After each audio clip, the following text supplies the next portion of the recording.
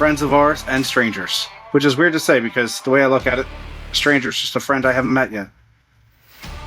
Hi, I'm Richie Sixfears. I'm 35. This is episode 23. And I were made famous by Jordan himself. Gondar Henderson, Julio Rodriguez, Zachary Nita, Ryan Kirkering, all budding MLB household names. They're all 23.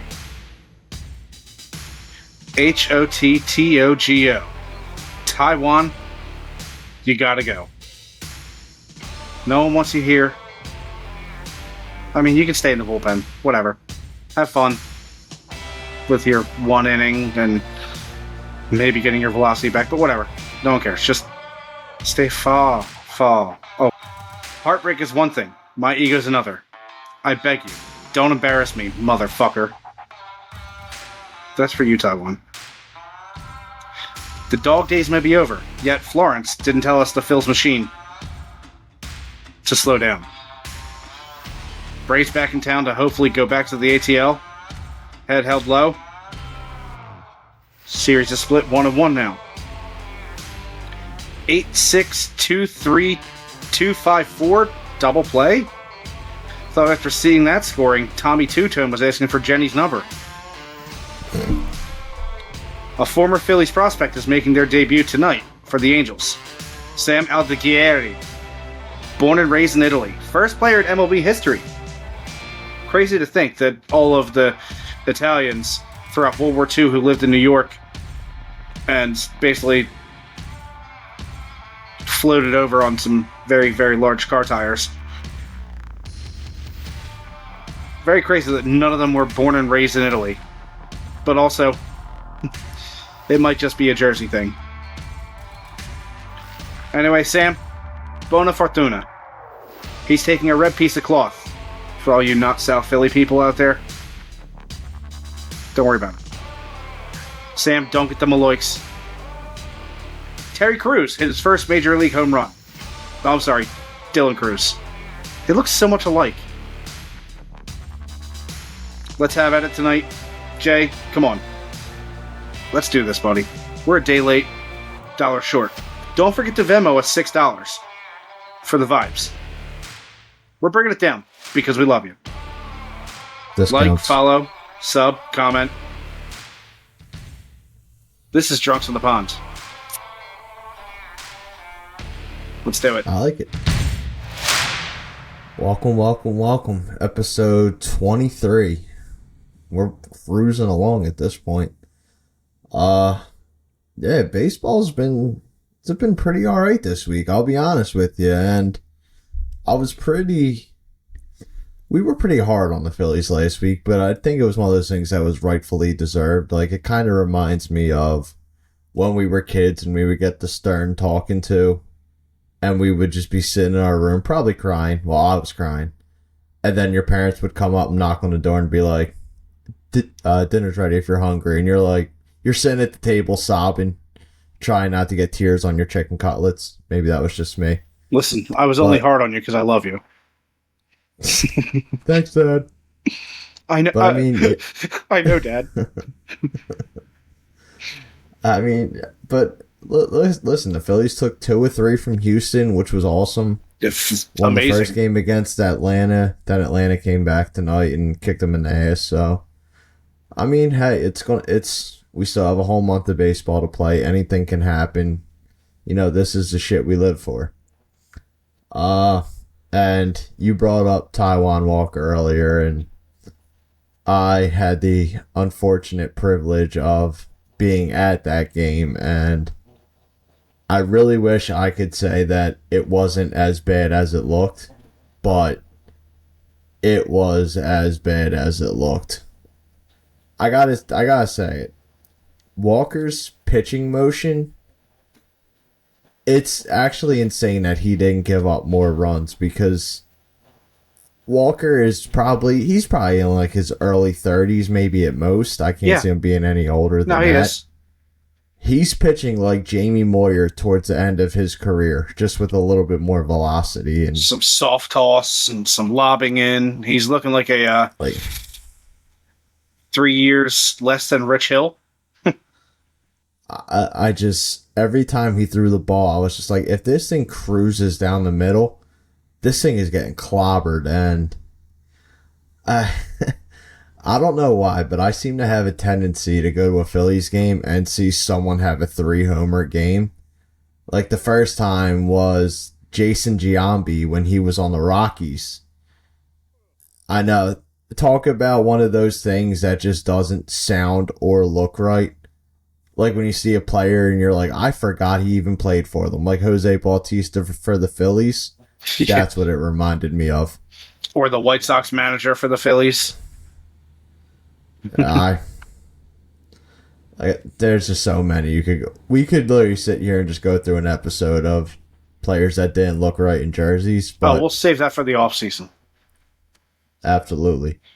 But to the topic, Giambi 3-homer game with the Rockies crushed the Phillies. I think he had like 7 RBIs.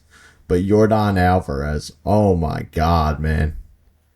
Like, the first home run was opposite field, and I was like, all right, he got lucky with that one. The second and third one, smoked them. Those balls never Destroyed. had a fucking chance to stay in.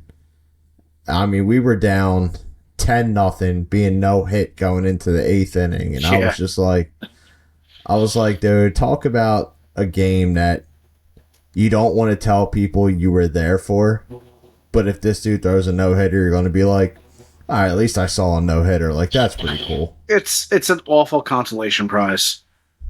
It is terrible. Because absolutely, you were there for history. Cool.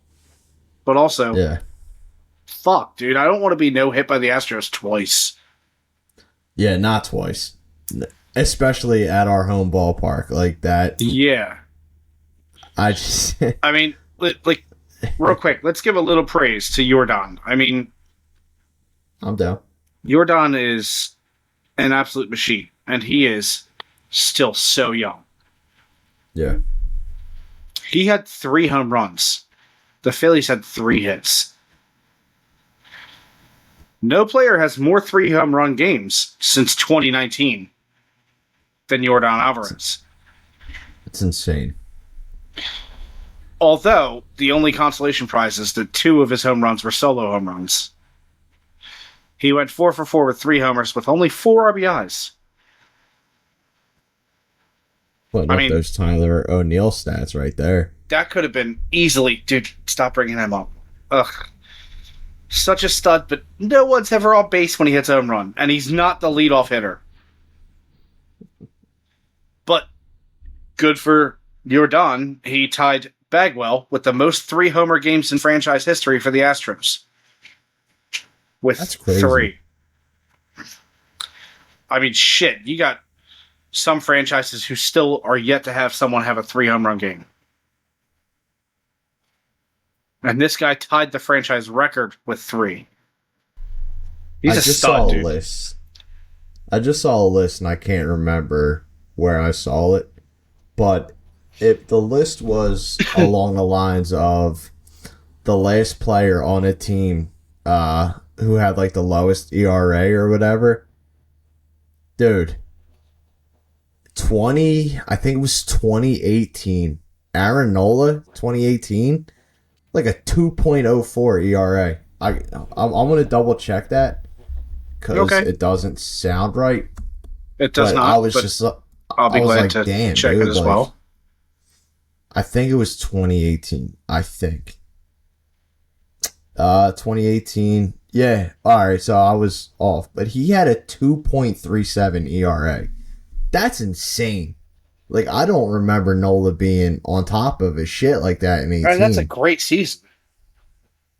But also, I mean, it's one of the things. Like, Nola gets overlooked a lot.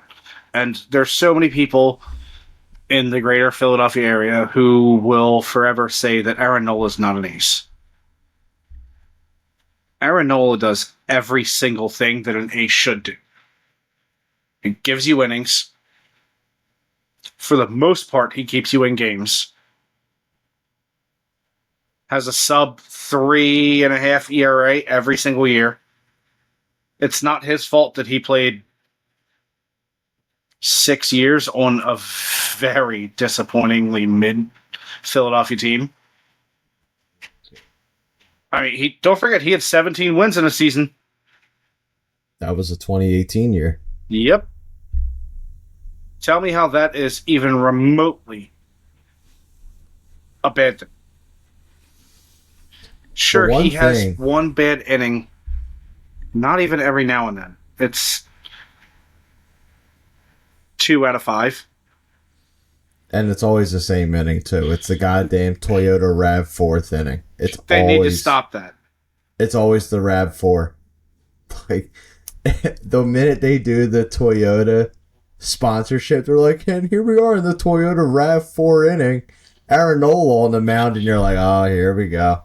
It's like now the roller coaster's going off the fucking tracks. We're going to give up like 3 or 4 runs here. And this is all we're going to hear. They should just forbid that in Nola starts. I'm perfectly fine. They should just get rid of it overall because I feel like at this point it's more of a fucking curse. I mean, shit. Unless it's a Supra, who cares about Toyota? You ain't going to get an argument from me, I'll tell you that much. I know, man. I know.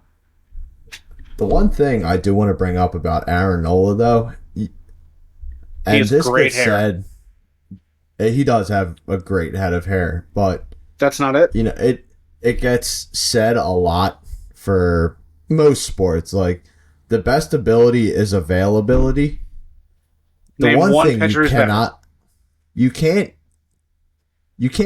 argue against Aaron Nola being available. Like, this year he's made 27 starts. The 3 years before that he's made 32 starts. The COVID year he made 12, but that was a shortened season. 19, 34 starts. 18, 33 starts. 17, 16, 15. 15 was 13 games, but that's because he was called up. Sure. But for the most part, Aaron Nola has been, knock on wood, relatively healthy for his pitching career. It's been extremely dependable. Like, he has been one of the more dependable pitchers you could say in the entire league. And the sport, period. The sport, not just the league. You're talking worldwide. There's not too many pitchers in any other league across the world that throw as many innings as him and are as healthy as him every year. I mean, like, when the whole contract negotiations were started and people were saying, including myself, because I'll be honest, I was one of those people that was like, we don't need someone like Nola anymore. Guy screwed us in the World Series. This was after the World Series lost, and trust me, I was reeling to get rid of Aaron Nola at that point. Wait, hang on. You were a bitter bear? Dude, I was about an hour from driving my car to the Walt Whitman Bridge, putting on American Pie, and just having a good fucking somber cry, feet hanging off the bridge. Really? I would have thought it'd been like All American Rejects or something like that. I'll keep you, my dirty little... See, that's a great song. God. Okay. But like I said, I was one of those people that just didn't want to deal with Nola anymore, and then someone brought it to my attention. They're like, look at his stats and tell me that he is not the guy you want for your number 2. And looking it over, I was like, yeah, Nola is the perfect complement to Zach Wheeler. And then I saw the Braves were interested in him, and I was like, oh my God, please, God, let it be anybody but the Braves. And luckily Aaron Nola came back, which made me the happiest boy. And but also, real quick, can we talk about one of the coolest things ever? I mean, I like cool things. Nola's last name is spelled Nola. New Orleans. Yes. Where he's from. Yeah. Nola. How cool does that get? I mean, it is very cool, and it is quite the coincidence. And listen, I don't believe in fate or irony or a lot of things like that. Listen, I'm pretty sure Alanis Morissette wrote a song about that. It's ironic. you're gonna have to sing that. I can't. If someone had a gun to my head and told me to name an Alanis Morissette song, I might as well make my last phone calls because there ain't no way I'm making it. Oh boy, you ought to know. You're gonna have to sing it, my man. I cannot. I cannot. All right. Copyright reasons. I sound too much like her. That's the problem. See, now that's all you had to say from the beginning was that you secretly are Alanis Morissette, like Although- Randy Marsh is Lord. Yeah, but the biggest issue is I didn't break up with Uncle Joey from Full House like she did. So Everywhere you look, everywhere. somebody who needs you. everywhere. I'll let you guys know. Jay and I do not operate with a full house. No. Most of the time we are half capacity up in our dome pieces. So If, yeah, well, quarter sometimes. there you Let's go. just admit we're not the sharpest spoons in the knife drawer. But the one thing we do have, tenacity, spunk. And on top of that, we make a great duo. There we do. Speaking of duos, how good are Soto and Judge this year? Like, honestly, listen, you know I'm the first person to just flat out to New York. Both teams, both boroughs, don't care. But damn, they are an amazing duo this year. I don't have their stats up because I don't have tonight's numbers. But what I do have are other amazing duos throughout this game that we love. Ruth and Garrick, the only duo ever to have a 10-plus WAR season. Each. 1927, Babe Ruth hit 356 with 60 homers, 164 RBIs, and a 12.9 WAR. That's insane. Garrick hit 373 that year with 47 homers and 175 RBIs with a 12.4 WAR. You look at those numbers and compared to today, ugh.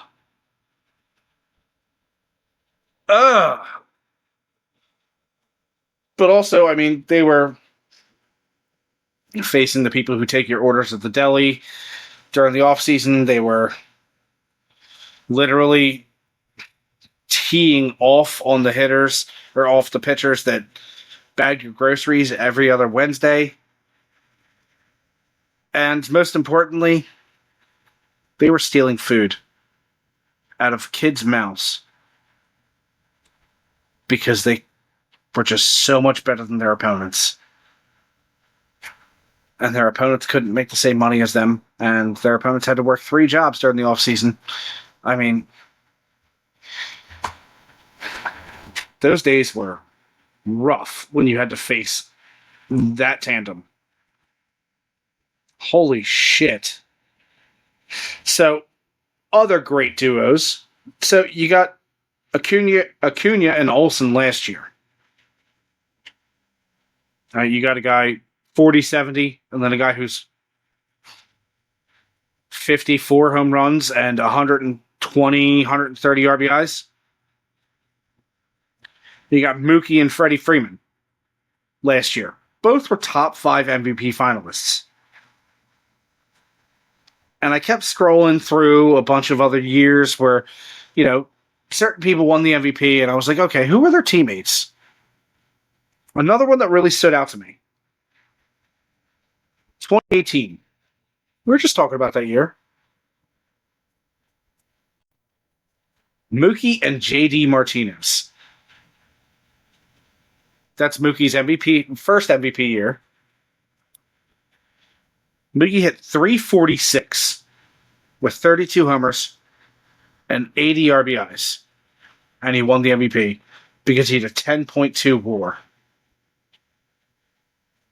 JD Martinez hit .330 with 43 homers, 130 RBIs, and only had a 5.9 WAR. Now, I know JD infamously is not a good fielder. I mean, I don't know. Jay, would you characterize him as being a better fielder than Castellanos?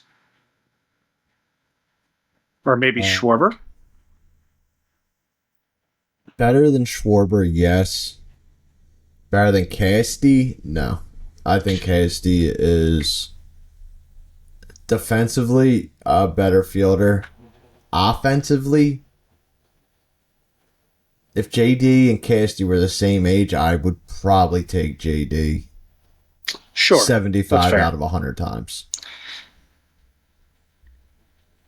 But also, you have to remember that Casty holds the record for most errorless innings in the field. I believe all time. Or games. So. I should say games? No. Is it games or innings? I think it's games. So it's 407 games. Casty, good job. I'm glad that you don't try to do anything you don't know you can't do. I mean, hey, respect. Credit where credit's due. You hold a record. But also the most untimely home runs does not count. But most timely. I mean, he hit that big home run last night because Bohm left the game with an injury, which thankfully X-rays came back negative. He's just a little swollen, so I mean, when I see him, I am too. But other than that, I'm sorry. That's Tyler's babe. I'm sorry.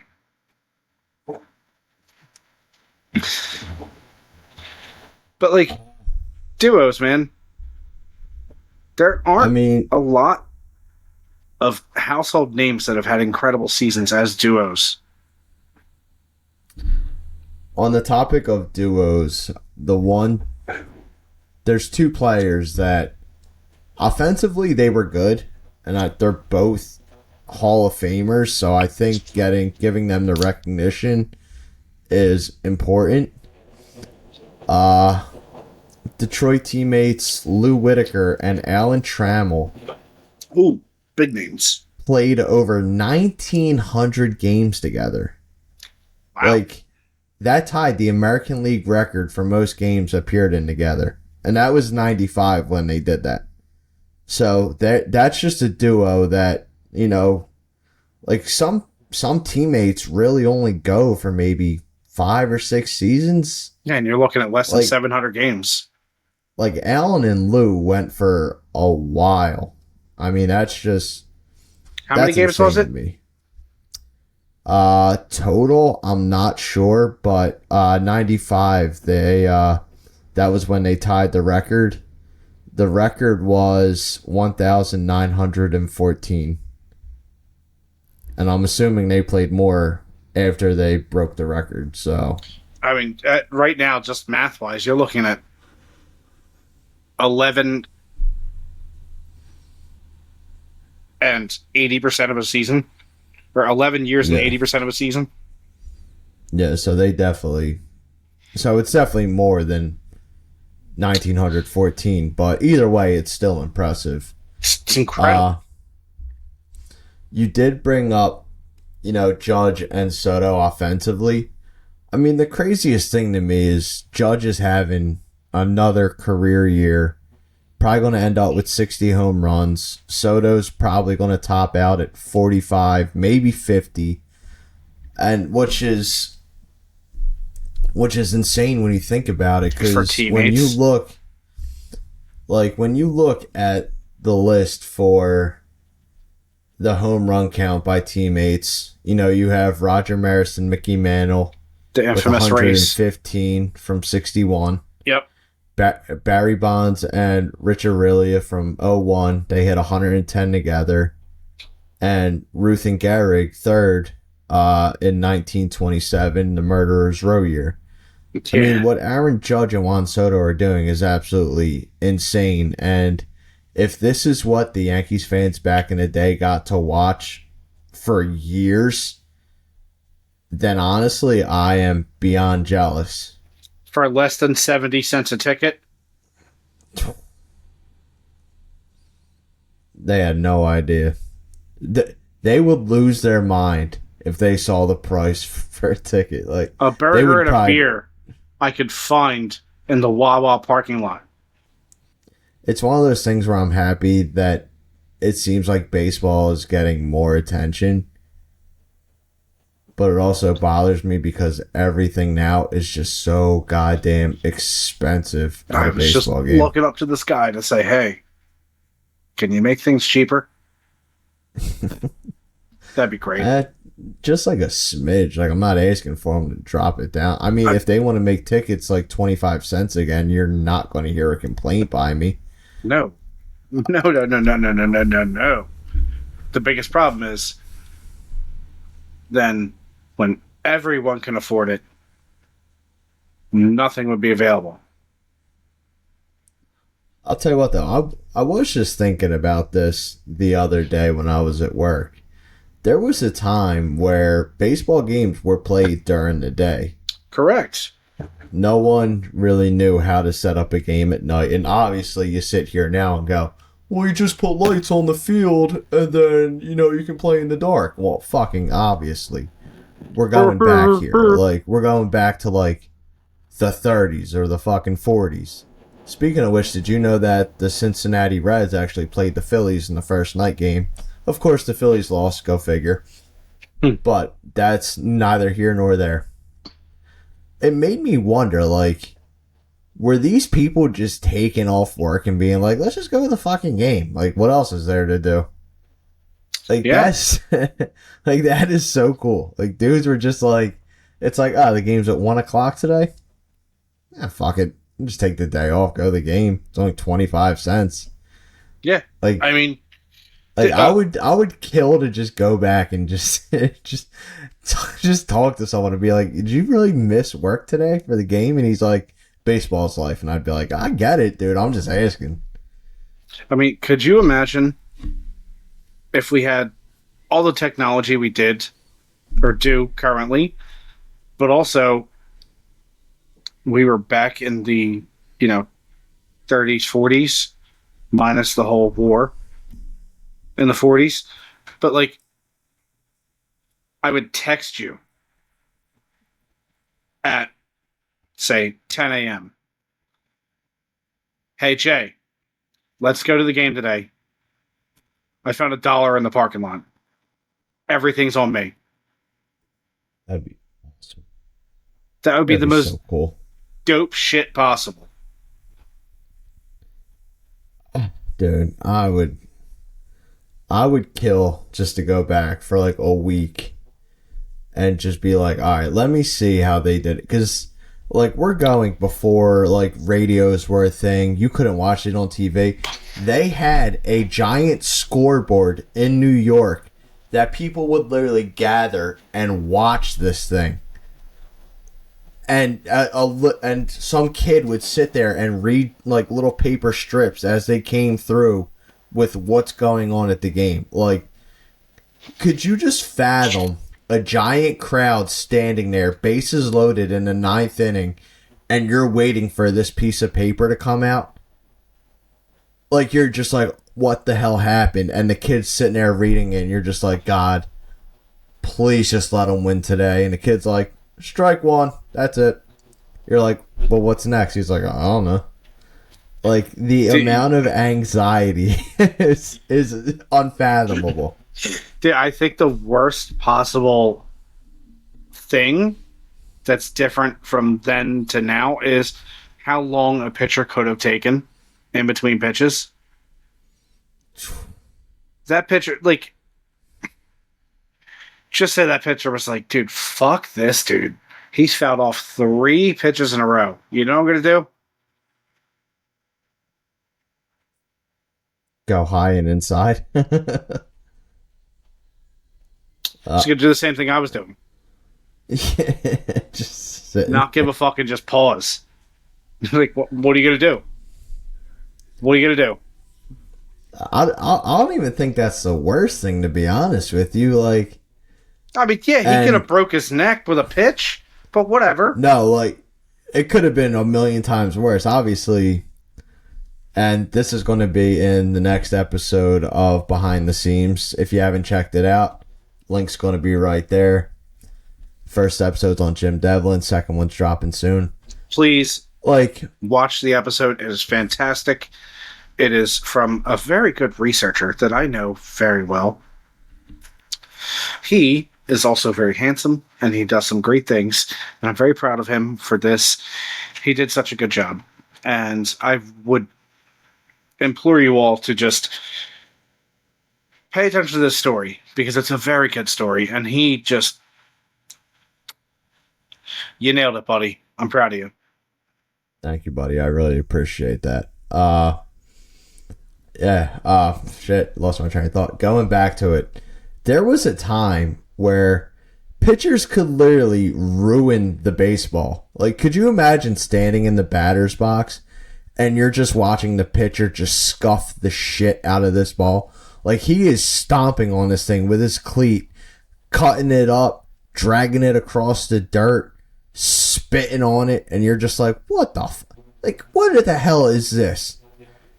Like, they gave pitchers so much control over the game back in the day.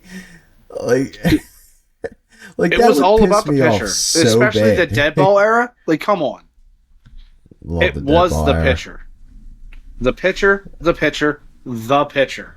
Nothing else was Like, as important besides a pitcher. Like, come on. like, could you just imagine someone like Randy Johnson? Like, Randy Johnson's one of the most feared pitchers in baseball history at this point. We've watched an all-star and quite possibly the best color commentator in the sport back out of the box during the all-star game where it's just fun. He backed out of the box and went, no fucking way. Johnson went high and tight on him, and John Kruk damn near pissed himself. I'm pretty sure he did. Because he went, He definitely might have. Nope. And then he did the spin-a-rooney and lost his helmet and was like, what the fuck? Jesus. But, like, could you imagine going into the box to face Randy Johnson and you just see him on the mound just stomping on this baseball, kicking the shit out of it with his cleat, and you're just like, oh, dude, like, I couldn't hit you in the first place, and now this ball is literally shredded.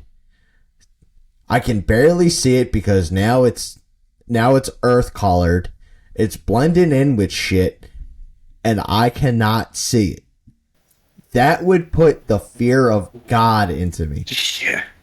Fuck every ounce of that. I mean, I don't want any piece of it. dude, I look at Randy Johnson now, and I'm like, you know what? Fuck that photographer. Goddamn, like, I watched You don't him like kill Randy a bird. Johnson doing photography? Oh, it's fantastic. I love it. That's what I'm calling him, because he's not a pitcher anymore. He's a photographer. That dude's easily having one of the best retirements I think I've ever seen. No. It's not even his retirement. This is his new life. This is his new career. He's retired from his first job. He is now officially in his second job, where he gets paid to take pictures of NFL games, and I'm not sure if he does any other sports, but listen. He does how a is couple. He might, but how is it that one of the most dominant fucking pale white naked Muppets of all time, he just looks like a Muppet? No one should look like him. Especially if you're going back to the 90s mullet days where you had the curly little, the ramen hair. Ugh. Like, no one should look like him, but also be as dominant and fierce looking as him. Listen, I've never been terribly afraid of a guy who looks like they're maybe 147 pounds soaking wet. But I'm afraid of a 6 foot fucking 8 guy who looks like he's 147 pounds soaking wet. Who can throw 101 and keeps baseballs by his bed instead of a gun. Because guess what? He ain't missing with baseballs. He probably wouldn't mess with a gun either, let's be perfectly honest. Yeah, listen. There's those beautiful pictures. little ramen locks that he had covering his neck didn't hide the red. There are two pitchers that I would trust more with a baseball during a home robbery than with a gun. One of them being Randy Johnson, and the other one being Greg Maddux. Because I know Johnson's going to bring the heat and take the dude's head off, and Greg Maddux is going to absolutely put the ball where he wants, and this dude has no shot. Greg Maddux is going to hit you in the ankle bone and look at you and torture you for the next week because you can't get up. Maddux could throw the ball from his kitchen to the front door and nail you right in the nads. And then just for safety, if you drop to your knees, he's throwing a changeup that's going to hit you dead in the temple. Like, Greg Maddux is going to fucking kill you. There's no doubt about that. But also, Greg Maddux is a psychopath. There was a story. I don't know if you saw it. Did you see the story of Greg Maddux and Barry Bonds talking about their at bat in, I think, San Francisco? I don't think I did. It might have been Atlanta. I don't think I did. After this, check it out. You could probably just look up Barry Bonds, Greg Maddux talk at bat. Sure. They're talking separately about like what Barry thinks Greg's going to do, what Greg thinks Barry's going to do. It's one of the coolest things ever. Like, they had each other pinned to the point. And if I'm not going to spoil it, but I highly recommend check it out. I'll send you the link afterwards. I have a really fun Greg Maddux story for you right now. Is this... Can I take a guess on what it is? Because I saw something else about Greg Maddux. Sure. Is it when the pitching coach came out and he told him exactly how he's going to pitch to the batter? No. Oh, okay. So, I don't remember the year. Obviously, it was the Braves. And they played the Astros in the playoffs. So, obviously, I could find this out very quickly. But for story's sake, let's say it was 1908. Okay. So, back in 1908, Greg Maddux. For story's sake, Jay, I know. Don't furrow your eyebrows and be like, wait, what did he just say? It's for story's sake. So, back in 1908, Greg Maddux, during the middle of the season, facing the Astros. This is back when the Astros were still in the NL. Don't forget that. So, can't remember who the catcher was. Might have been Santiago, because it wasn't Javi Lopez yet. Javi Lopez was early 2000s. I think it might have been Santiago, because it had to be mid-90s, because it was them facing Bagwell. Greg's called the professor for a reason. He will teach you a lesson that you didn't know you were getting. So, before the at-bat, him and the catcher had a little bit of a powwow, and he goes, hey. Catcher says to Greg, we're not supposed to throw him inside. He goes, well, I mean, all right. And this is where Greg's mind games come into play. Greg, tells the catcher to set up inside, gets him 0-2, fires one in, Bagwell puts one in the seats. After the inning, catcher goes, I thought you said don't, or I thought we talked about don't throw him inside. Greg goes, listen, man, they're a good team. We're a good team. We're going to face them in the playoffs. Trust me. Let them think. All right. 2-3 months later, to meet in the playoffs. Greg faces Bagwell again. 3 straight changeups, strikes him the fuck out. Didn't set up inside once. He goes, what happened? Or Greg's walking up the mound. He goes, remember 2-3 months ago? Remember 2-3 months ago? Saying to the catcher. Catcher goes, no. The fuck are you talking about? And he goes, let them think that they know me. Because they don't. Greg's the best, dude. Greg is the best pitcher of all time. I don't care what anyone says. No one is... He's not even dominant. He's psychopathic. Man, he is a nutcase. There ain't no doubt about that. Dude, his pissing in the hot tub story is one of the wildest stories I've ever heard in my life. The one thing that doesn't really get overlooked, but I think it's insane that it doesn't get talked about more, Greg Maddux is a 4-time Cy Young winner. Yeah.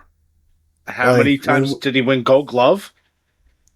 He is an 18-time Gold Glover, Oh, 4-time ERA title, and an 8-time All-Star. If Gold Gloves were the WWE Championship, he's beating the shit out of Ric Flair. Just saying. Yeah. But, like, a 4-time Cy Young winner needs to be talked about more often because, like, you get some pitchers who do have, like, one dominating year and they do win it. This dude had 4 of them. And we're not talking, like, like some, like, crazy out-of-pocket year. From 1992 to 1995, he won all 4 of his Cy Young Awards. Yeah. 4 straight years. The dude dominated, which is absolutely insane. He almost won the Cy Young again in 97. He got 2nd place. He got 4th place in 98. 3rd place in 2000 in his age 34 season. Like, my God, dude. Maddux, the Mad Dog, was just simply put on one. No doubt. I mean, look at it this way. You got Clemens with 7. Mind you, he did it in 3 separate decades. Randy, Ramen Hair himself, has 5. 1 in 95, and then he decided to take a little break. And then he had 99 through 2002. And Greg Maddux won all 4 of his in consecutive years, 92 to 95. You got Carlton tied with him with 4. He did his in 2 separate decades. And then the next closest is Verlander with 3. And Scherzer with 3. Clayton with 3. Pedro with 3. Jim Palmer with 3. Tom Seaver with 3. Koufax with 3. And the rest are 2s and 1s throughout the rest of history. I mean, there's a whole different league of having 4. Yeah. I mean, 7 is wild. But in a lot of ways, I love Roger, but also I despise him.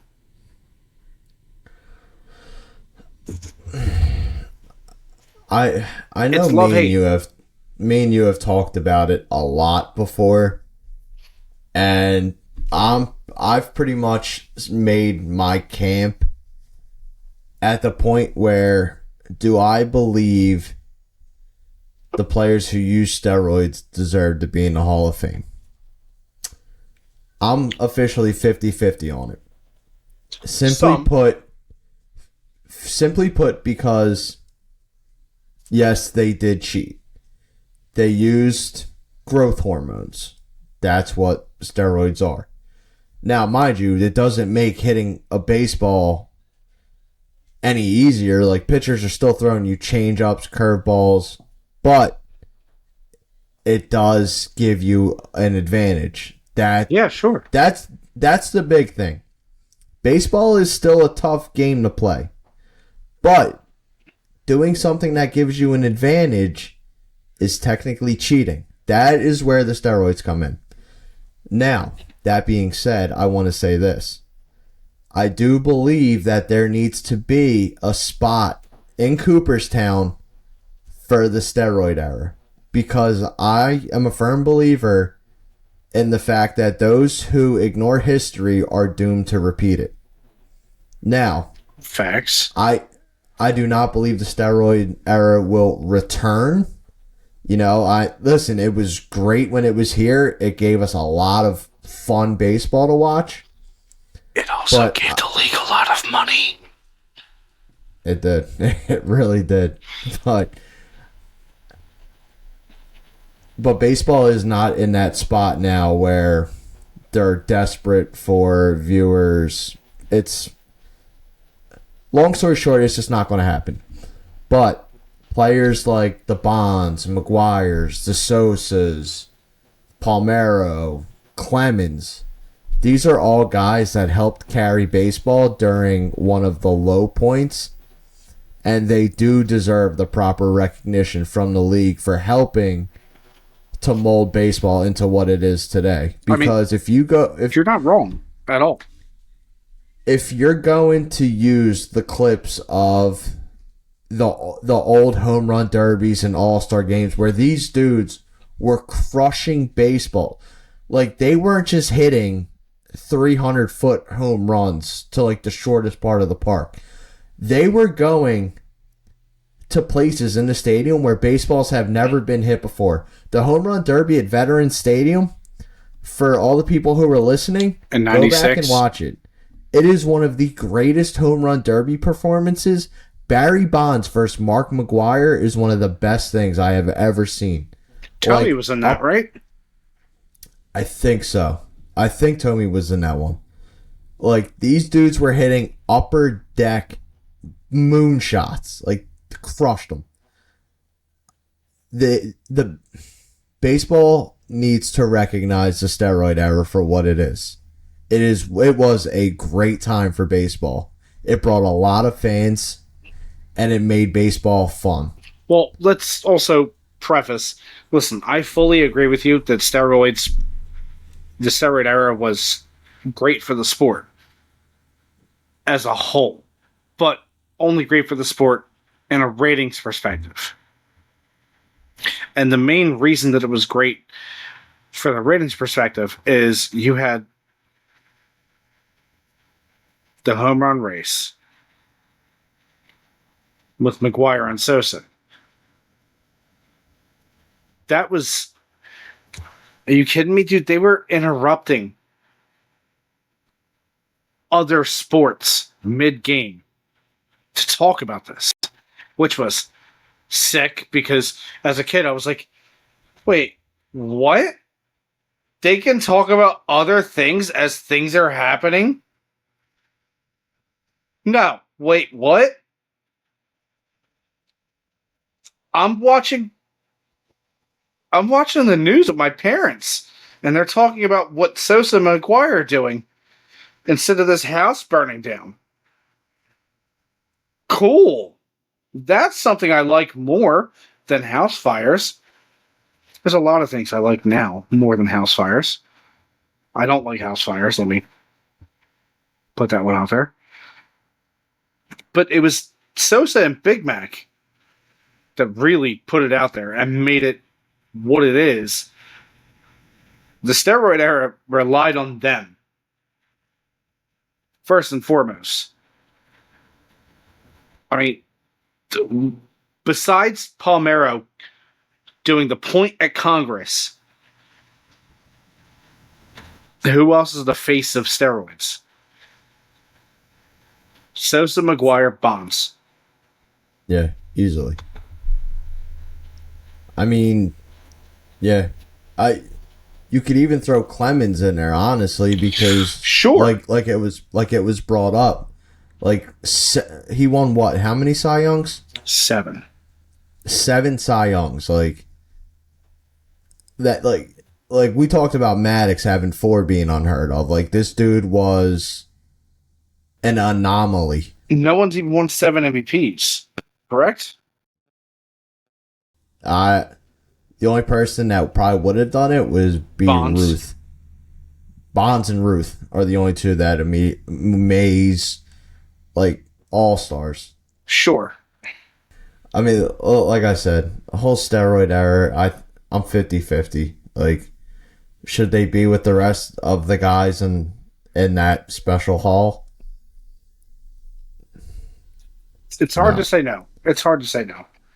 And the fact that, like, they do deserve the recognition and not to be ignored or looked down upon. I mean, sure, being looked down upon seems to be the right move, but let's face it. Most of these guys were GOATs without steroids. Bonds, absolutely. Bonds would have been Hall of Fame even if he never did it. Already was. Like, let's just face it. Incredible. I mean, Clemens, he won most of the Cy Youngs before his steroids. Well, alleged steroid times. I mean, 86 and 87, 91. And then you got the gray areas where it's 97, 98, 2001, 2004. Yeah. But, I mean, shit, you got 3 Cy Youngs before the steroid era. I mean, you go 6 years in between a Cy Young. Fucking holy shit. And then you got pitchers like Nolan Ryan, who were dominant for how many years and never won a Cy Young. Yeah. Which is insane that Nolan Ryan was around as long as he was during the Cy Young era and not won. Yeah, during the era where Cy Youngs were given out. You're absolutely correct. And he never got one. But also at the same time, I mean, you can't be the most dominant mid-pitcher of all time. That is true. Most strikeouts and most walks of all time. I mean, fantastic. But most no-hitters. Did he ever have a perfect game? Or was it only no-hitters? I think it was only no-hitters. That fact. Did Nolan Ryan pitch a perfect game? Never pitched a perfect game. Yeah, he was too busy walking 3 guys, but then striking out 16. So, I mean, it is what it is. I mean, it's crazy. Like, the funny thing about baseball, and some would say it's not even funny at this point, is like when we look at some of the people in the Hall of Fame, you see guys like Kennesaw Mountain Landis, who I will say till my last breath should not be in the Hall of Fame. Like, the dude was an ass. You see guys like Cobb, who did a lot for baseball. He did.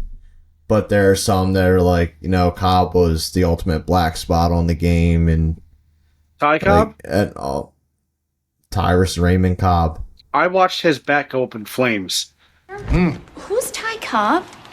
Oh my God. Did I just fart? Oh!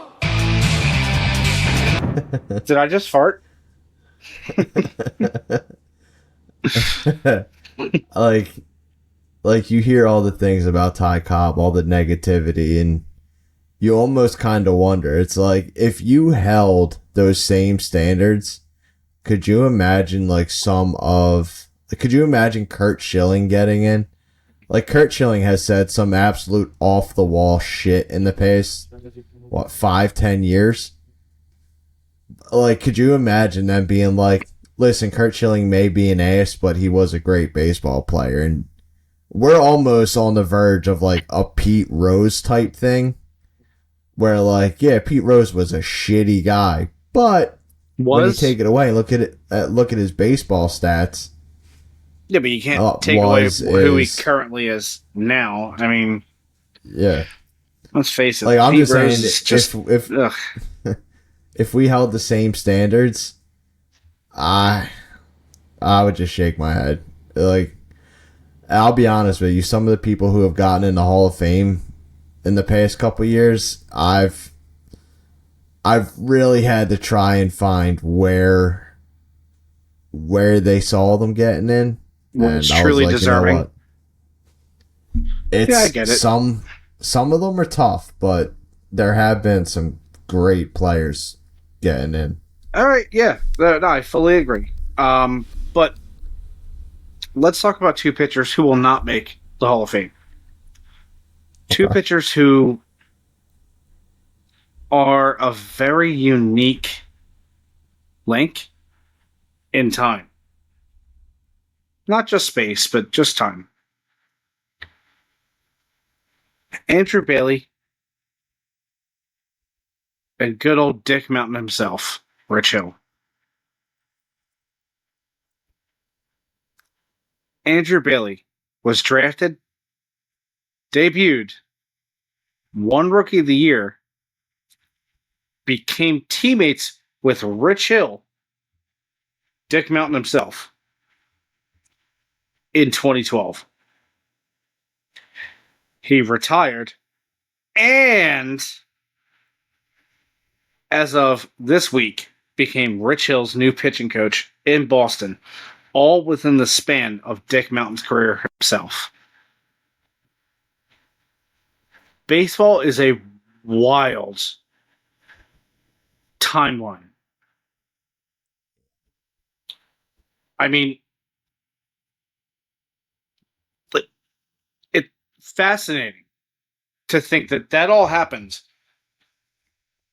within Rich Hill's career is, in my opinion, on the same level as the fact that Jamie Moyer has faced, was it like 10% of all hitters all time?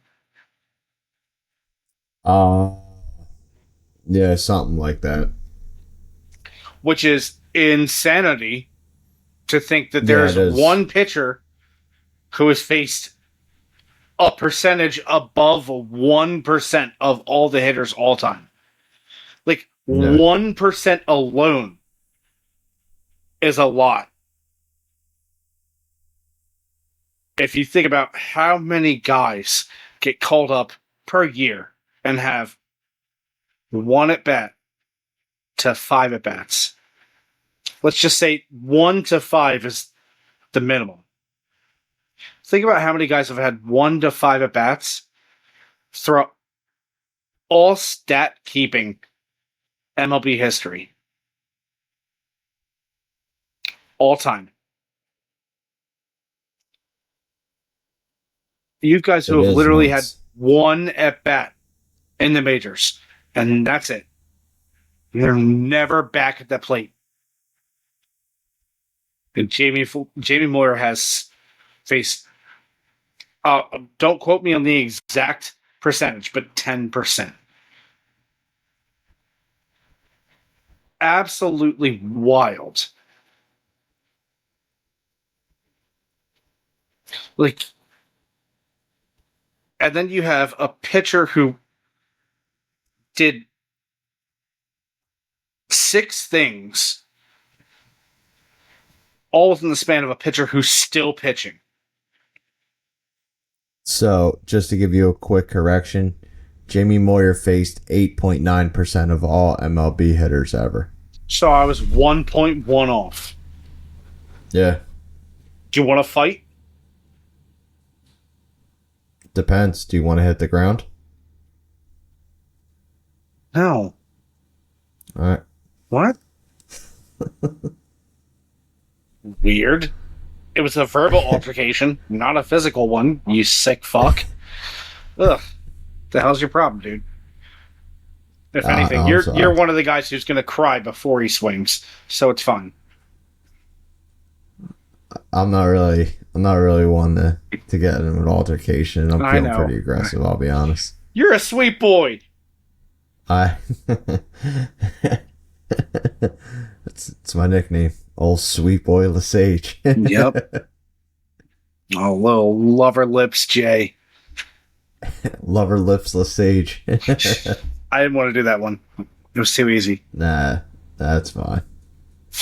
But what I did want to do is flat out say, can you imagine with Nola's rubber arm, him pitching longer than Kirkering at this point? Or pitching longer than Mercado? Or some of our other rookies that we brought up, and then them eventually becoming our pitching coach in 8-10 years? Kirkering, no. Mercado, no. Junior Marte. Oh, yeah. Yeah. Could you imagine when the day comes where the pitching coach walks away and the announcement comes out? Phillies have hired Junior Marte as the new pitching coach, and we're just like, you shitting me right now? Wait, did I just become a Mets fan? No, that wouldn't happen. I'm about to say you're lucky Joe's not here, because Joe would have jumped through his screen trying to punch you in the face for that one. Well, he's too busy trying to organize a potential union for all of the Lids employees. And it's just so much work. Dude, he better, because he's about to tie Lou Gehrig's fucking streak of games played, because the dude is working shifts nonstop. We haven't seen Joe in 3 months?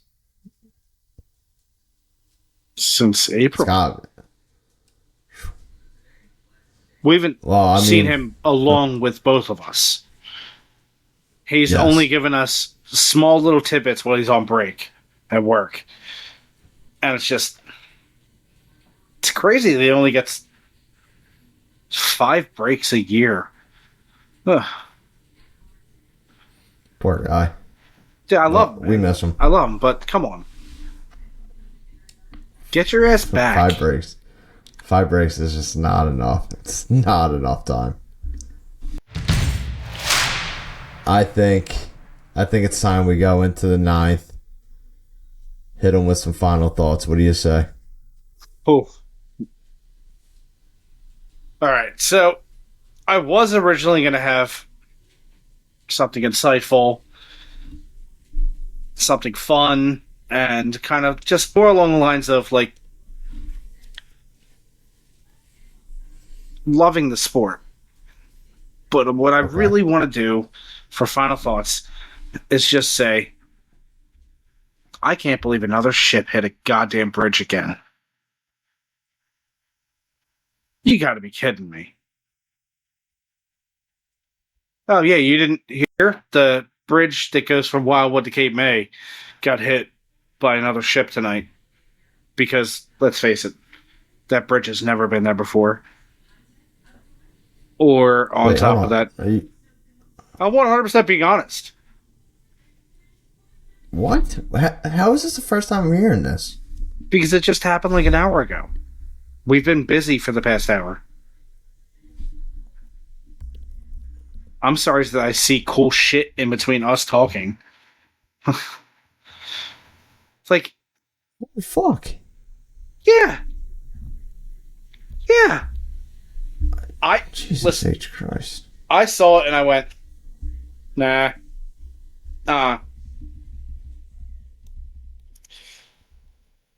But Fuck's sake.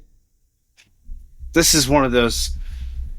It's one of those situations where you just can't get over it.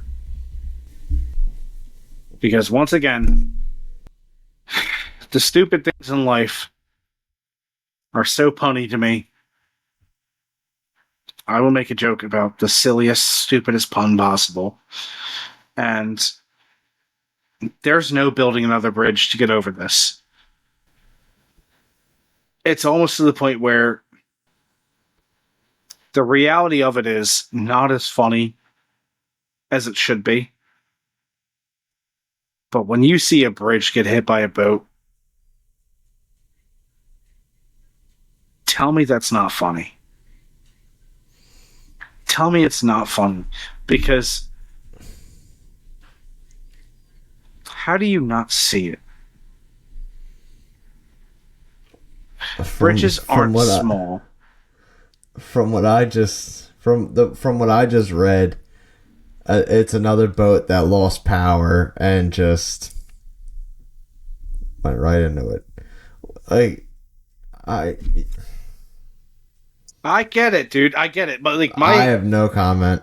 You can't, because we are not captains of ships. I'm the captain now. But the thing is, you gotta feel like there's some people out there who just don't deserve the jobs they get. Darren. And we work with people. We know. Being in construction, you would be genuinely surprised at the amount of people that just... No, I'm not. That you question... No, I'm not. How the hell did you get your job? And they're like, oh, well, I've been doing this. It's like... No. You may have been doing this for 15 years, but it doesn't mean you've been doing it correctly for 15 years. I'm never questioning how they got their job. I'm questioning how they kept their job. And, some, I mean... red shit. Lipstick and some time on some knees helps. Oh, did I say that out loud? No, it's okay. It's okay. If I had pearls on, I'd be clutching them.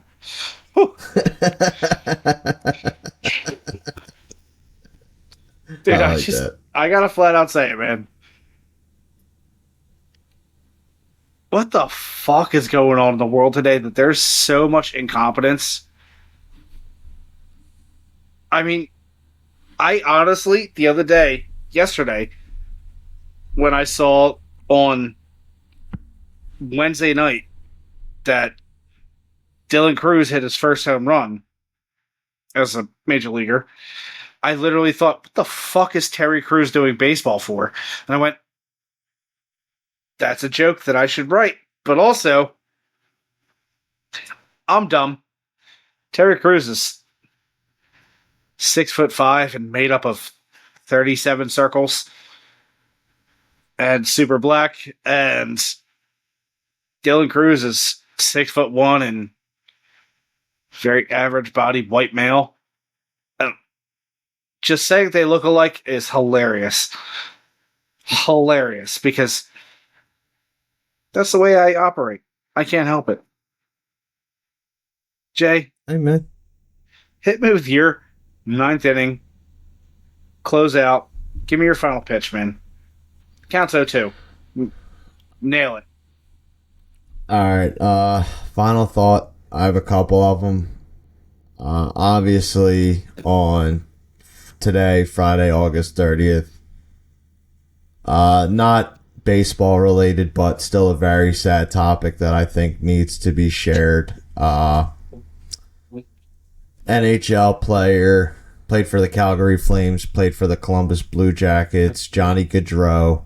Johnny Hockey. And his brother, Matthew Gaudreau, who played in the Flyers system with the Reading Royals, were killed last night, very tragically, due to a drunk driver they were both riding bikes, and the drunk driver swerved to go around a car and drove right into the back of them.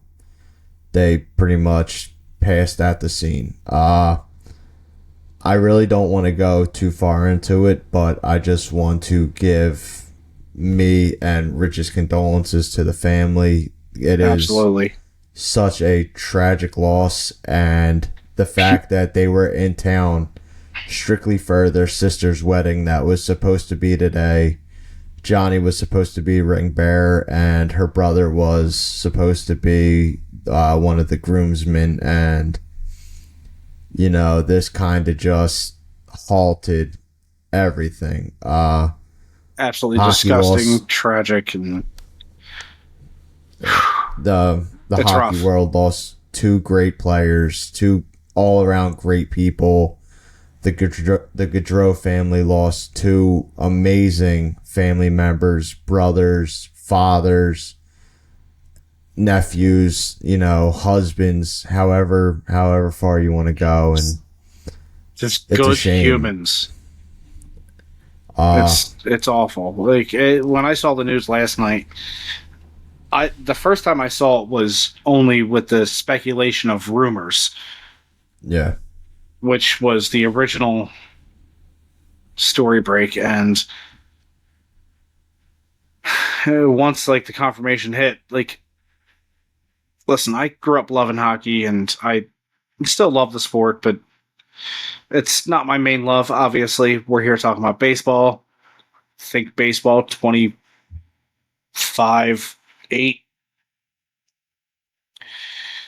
But to hear news like that about a young superstar and a potentially budding star in the sport, it's devastating. It's tragic. It's every other goddamn analogy you want to possibly give it, every other adjective you could possibly say.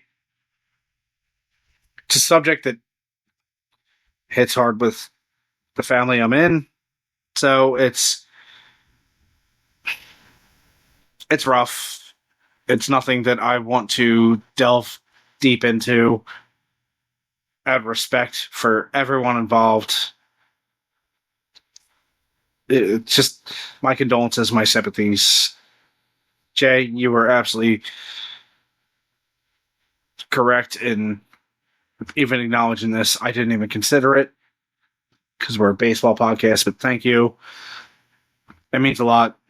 And you're a sweet boy, and I appreciate that. Of course. The one thing I just want to add on to the back of it is, listen, this pod is literally called Drunks on the Pond. As you can see, I'm at my house. Rich is at his house. I cannot stress it enough. We are in the time of high technology to where you can go on your phone and order an Uber, a person to come and pick you up from where you're at and take you to where you need to be. There is no reason to drink and drive. Stop putting other lives in danger for the sake of you trying to get somewhere. If you are drunk, get an Uber, get a Lyft. Find a way to get there without getting behind the wheel. I cannot stress it enough. You are not just trying to get home. You are putting everyone's lives in danger. Absolutely. And because of this poor decision, 2 people lost their lives. And I will leave it at that. But one more time, rest in peace to Johnny Gaudreau. Rest in peace to Matthew Gaudreau. The hockey world lost 2 great players, and a family lost 2 amazing members. Also, let's just add in, it's not all about technology. You can still call a fucking cab. You can also call a cab. Cabs are still out there. You do not need fucking technology to call a cab. Just fucking make a phone call. That's it. That's all it takes. Any bar will absolutely give you their phone to make a fucking phone call to get home safe. It's easy. I did make a mistake earlier when we talked about duos. I did call Lou Whitaker a Hall of Famer. I thought he was in. Turns out he was considered for election in 2001, but he only received 15 votes, 2.9%, which is not enough. He was later considered by the Modern Baseball Era Committee for 2020 class, but fell short of the required 75% threshold for induction, receiving 6 votes from the 16-member committee. So, my apologies, Lou Whitaker is not a Hall of Famer. He is in our eyes. Clearly in my eyes, he is a Hall of Famer. But also, in the words of Lil Dicky, men's leg hair didn't cut it.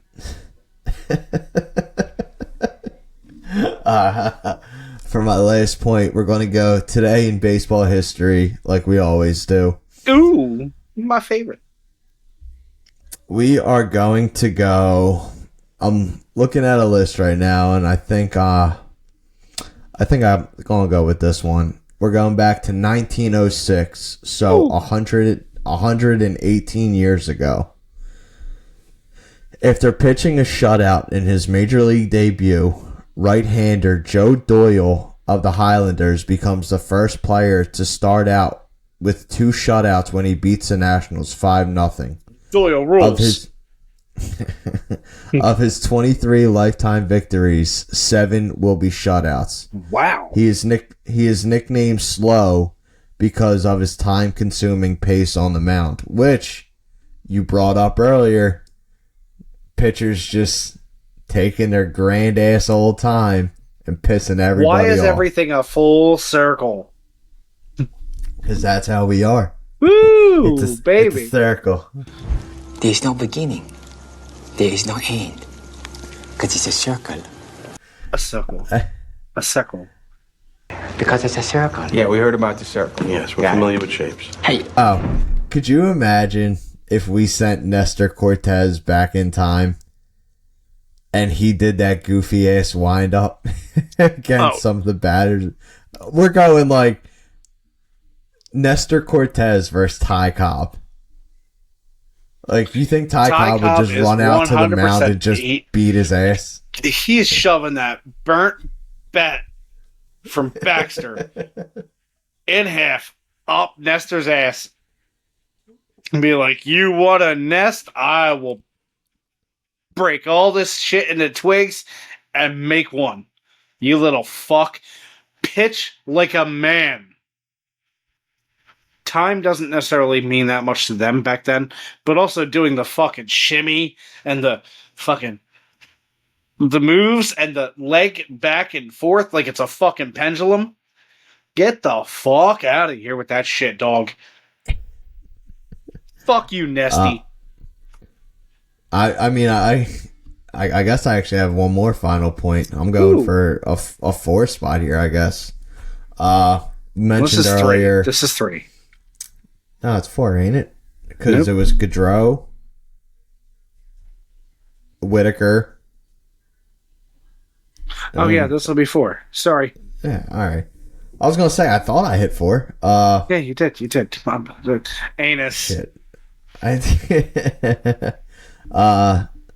Drunks on the Pond, the YouTube, obviously, if you're watching it. Behind the Scenes, new series coming up where we tell stories about baseball's past. First episode on James Devlin is out now. Second episode will probably be coming out after this episode. It is going to be on Ray Chapman. And I promise you it is going to be something you do not want to miss. But that is my last final point. I swear to God. Rich? Oh, no, I was just swearing to things. I thought you were raising your hand. I'm not Catholic. I don't know how this shit works. Sorry. Ugh. Hey, got it. Gotta raise the roof for Jesus. Hallelujah. Hallelujah. Richie, you want to send them home? We love you. Thank you guys Stage rock. Let's do it. Hit that Bounce song. on the pond. Later.